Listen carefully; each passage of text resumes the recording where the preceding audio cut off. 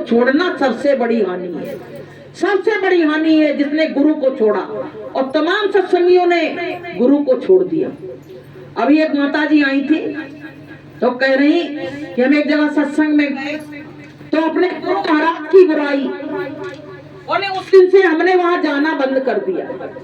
तो पता है गुरु की निंदा जहां भी हो रही हो तो वहां से उठ के चले आओ, लड़ाई करने की जरूरत नहीं है, चुपचाप उठ के चले आओ और आके अपने घर में बैठ के याद करो अपने मालिक की।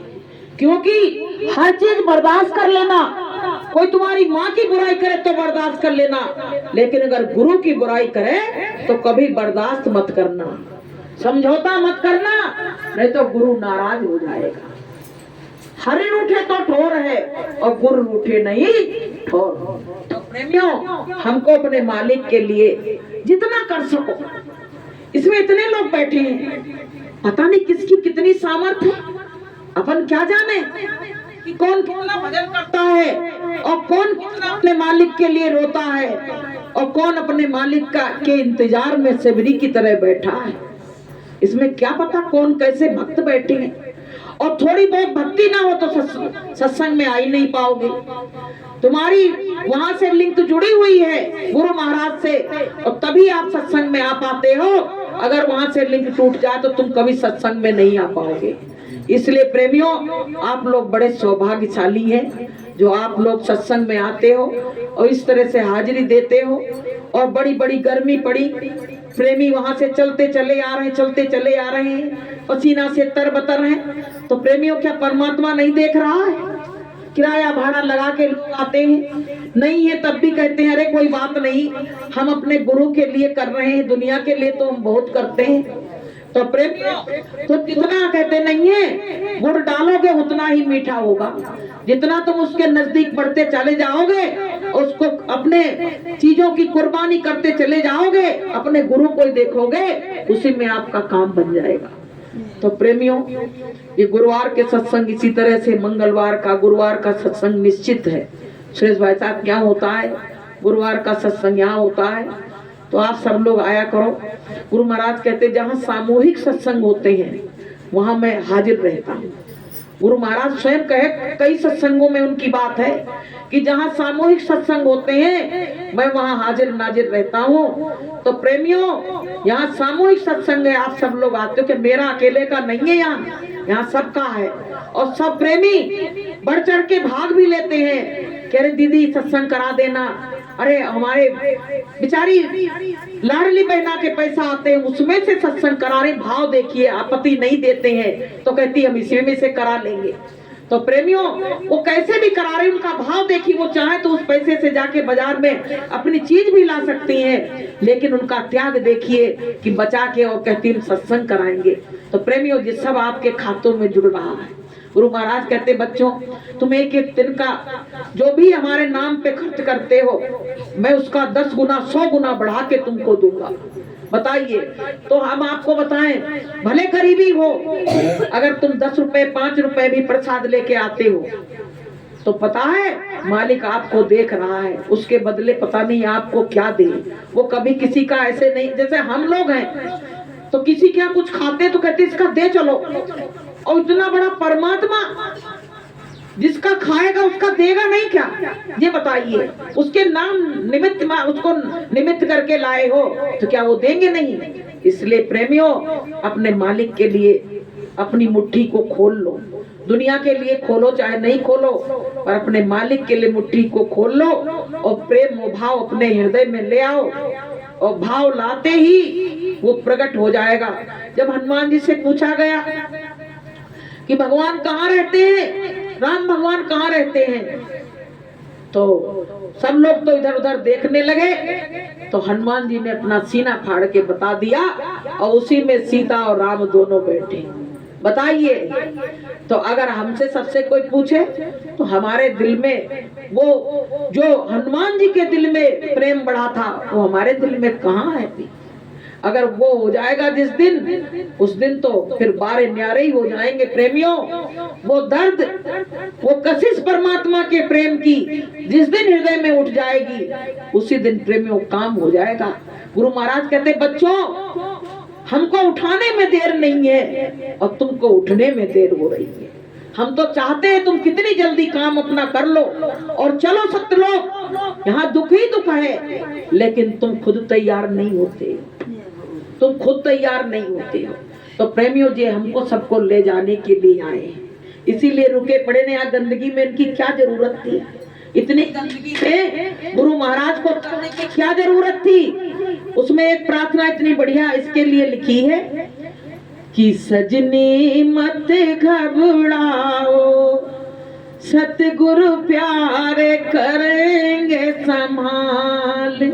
सजनी मत घबराओ, सतगुरु प्यारे करेंगे संभाल। जीव काज निज घर से आए, जीव काज निज घर से आए। तज के पूरन सब भंडार, सतगुरु प्यारे करेंगे संभाल।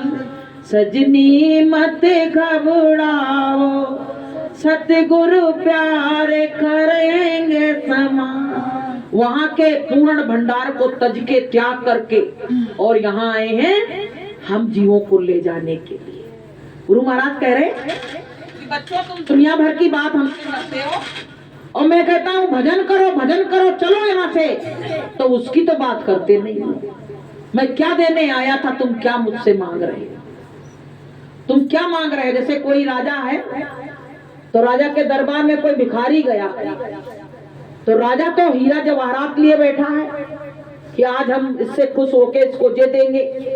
और भिखारी क्या कहता है कि अरे राजा साहब, हमारे खाने की व्यवस्था नहीं करा दे।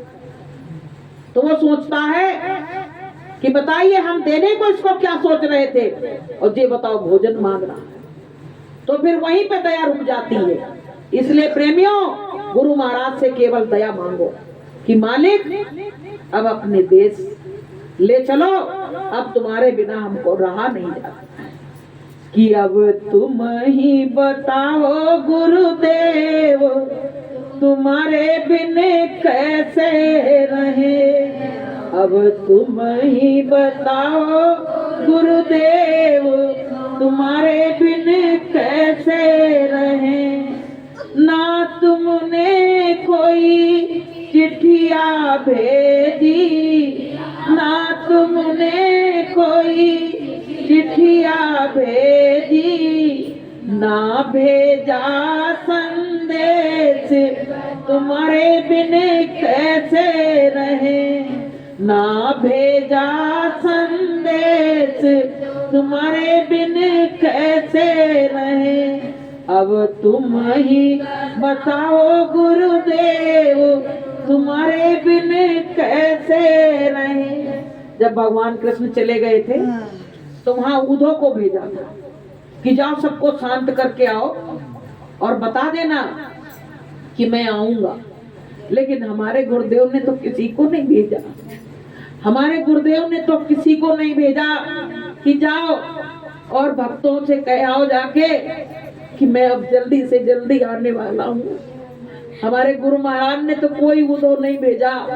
अगर किसी को भेज के कह देते तो आज हमारे भी दिल में शांति आ जाती।